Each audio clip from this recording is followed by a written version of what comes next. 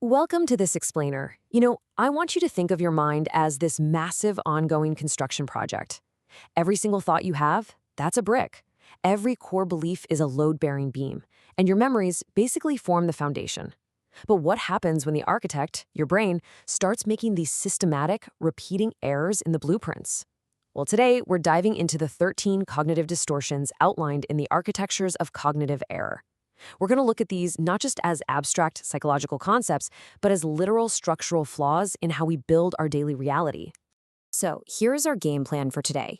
We're breaking these 13 errors down into 5 structural zones: filtering and polarizing reality, leaping to false conclusions, amplifying the negative elements, the guilt and blame trap, and finally, rebuilding mental architecture. Let's get right into it. Section 1. Filtering and polarizing reality. This is all about our flawed foundations. Okay, so we've got 3 specific structural flaws here that warp our reality right at the front door: mental filters, discounting the positive, and black and white thinking. Honestly, when these distortions kick in, your brain essentially acts like the world's worst club bouncer, just turning away all the good, fun guests and only letting in the absolute troublemakers. Now, what's really fascinating here is the stark contrast between these first two. Mental filters passively block out the good, right? It's kind of like walking around wearing sunglasses covered in mud. You could have 9 amazing interactions in a day, but your brain totally zeroes in on the one person who cut you off in traffic. That's a filter. Discounting the positive, though, that takes a lot more effort.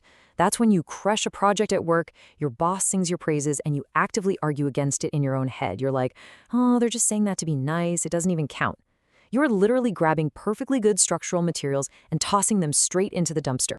And that lack of nuance leads us perfectly into our third flaw: black and white thinking. This is where the mind builds a rigid room with absolutely zero gray areas. It is the literal definition of all or nothing. If you aren't 100% perfect, well, then you're a total failure. There's no such thing as a pretty good day. But think about it. A building simply cannot survive an earthquake if it doesn't have the flexibility to sway. Black and white thinking totally strips all that necessary flexibility right out of your mental architecture. Moving on up to Section 2, leaping to false conclusions, or, as I like to call them, our crooked frameworks. Our minds absolutely love taking dangerous shortcuts, jumping to conclusions and overgeneralization. I mean, building a proper wall takes time, right? You need measurements, you need evidence, but overgeneralization is like finding a single termite in one piece of wood and instantly deciding, well, every single house on this block is fundamentally destroyed. You face one single rejection, and suddenly you're convinced you're always going to be alone forever. The really crucial thing to understand here is how we jump to these faulty conclusions. We basically do it in 2 directions: present and future. Mind reading is assuming present thoughts, and predictive thinking is assuming disastrous futures.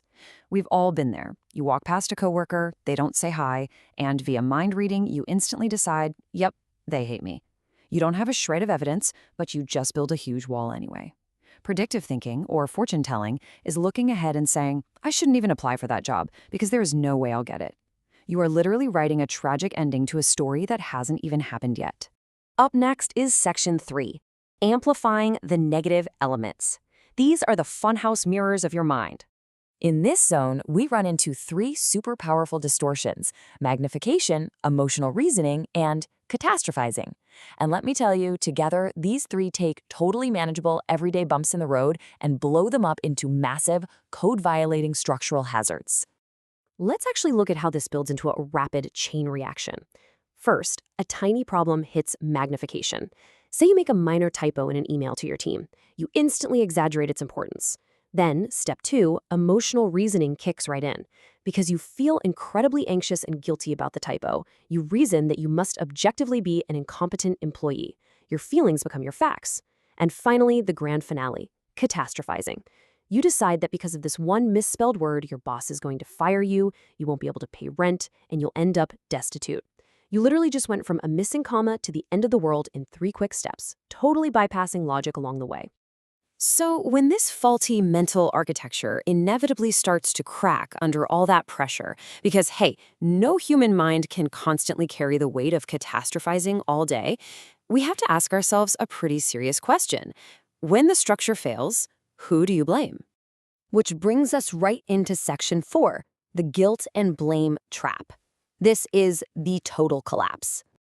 This cluster is all about exactly how we react when things go sideways. Should and must statements, labeling and personalization and blame.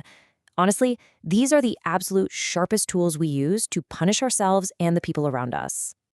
Should and must statements trap us under this incredibly heavy roof of rigid expectations. You tell yourself things like, I should always be highly productive, or people must always be polite to me. And when reality inevitably breaks those inflexible rules, because spoiler alert, it will, you are just left with anger, frustration, and tons of guilt. It's an exhaustingly rigid way to try and navigate a very messy, complex world. And then we react to that failure by pointing fingers. Take labeling.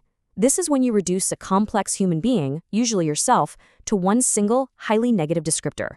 Instead of saying, wow, I made a mistake, you say, I am a total loser. You just slap a giant, permanent label right on the front door. Contrast that with personalization and blame, which is when we totally misassign fault. Personalization is taking all the blame for something you barely controlled, like feeling guilty that a sudden rainstorm ruined an outdoor picnic you planned. Blame is the exact opposite. That's holding everyone else 100% responsible for your struggles while conveniently ignoring your own role. Both of these just totally blind you to the actual truth. All right, finally, let's get to the good news in Section 5, rebuilding mental architecture. Look, we've spent a lot of time today looking at the cracks, the bad foundations, and the crumbling roofs. But the point of this explainer isn't to make you feel bad about your building. The key takeaway here is that simply mapping out and recognizing these 13 structural flaws is the essential first step to your mental remodel. You literally can't fix a crooked framework if you don't even know it's crooked, right? Just by naming these distortions, saying, hold on, that's just predictive thinking, or wait, I'm using a mental filter right now, you instantly strip the power away from the distortion. You step right out of the funhouse and back into reality. So, as we wrap up this tour of our mental blueprints, I want to leave you with this one thought to carry into your day. Which of these 13 errors is currently holding up the roof of your reality? Are you overgeneralizing right now? Are you catastrophizing a project at work? Take a really close look at your daily thoughts. Grab your tool belt and start actively rebuilding your mind on a foundation of reality, not distortion. Thanks so much for joining me on this explainer, and keep building.